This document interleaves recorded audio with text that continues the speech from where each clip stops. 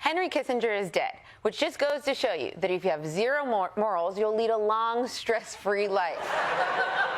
He committed massacres and lived to be 100, while the rest of us over here are dying at 47 because we can't stop stressing over the time we waved to a person who was actually waving to someone behind us.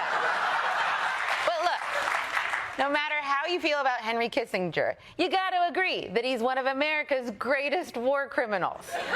The question is he America's greatest war criminal? So, to have that debate, let's turn to Ronny Chieng and Michael Costa. Thank you, guys. What do you think? Well, the thing is, there's no question, Michelle. Henry Kissinger is the GOAT of war criminals. You know the last few weeks in high school where you skim through like 40 years of terrible American history in like 2 days? That's all him, baby. Vietnam, Cambodia, Chile, shall I continue? Pakistan, East Timor. This dude was doing massacres in countries that Americans didn't even know were countries. He was putting them on the map and then carpet bombing them off the map. He's like a genocidal Carmen Sandiego. Can I get a chance to talk over here?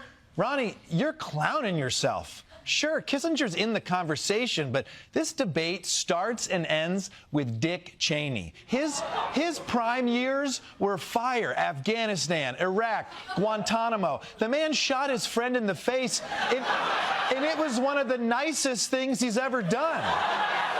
That's a good point. That's a good point. Ronny, maybe this is a tie. To quote the great man himself, go f yourself, Michael. Yeah, sure, Dick Cheney lied about WMDs, but my boy Kissinger was using WMDs. Plus, he was in the game for over 60 years. Dick Cheney had, what, like 5 good seasons? Exactly. Maybe? Exactly. Kissinger stayed in the game just to juice his stats, okay? When you look at the season splits, Cheney's numbers were better. Not to mention, Kissinger came in after Vietnam started. I mean, he was chasing wars the way Durant chases rings, you know? And anyone can join a super team, but Cheney built his wars from the ground up. I mean, he carried George W. Bush on his back. Also, how can Kissinger be the war crimes GOAT when he won the Nobel Peace Prize, you idiot? That's what makes him the GOAT, you moron. Do you know how good a war criminal you have to be to win a peace prize for wars you escalated? The dude's got the numbers and the hardware. Count the rings, bitch. Okay, guys, let me throw this out to you guys, okay? Andrew Jackson. That's a good point. Oh, good point. Yeah, I mean, you know, he did the numbers. Yeah. Look, Michelle, you do have to adjust for that era, okay? But credit where credit is due. I mean, Jackson was massacring people back when you had to do it with muskets and carrier pigeons.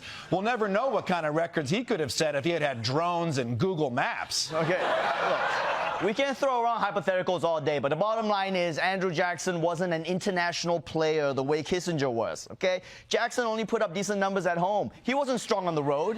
Look, Ronny, just because you speak loudly doesn't make it more true, all right? Look. I think we can all agree, no matter who the GOAT is, what's important to remember is Kissinger's passing really puts things into perspective. So listen, everyone, if there's a war criminal in your life, tell them how you feel about them now.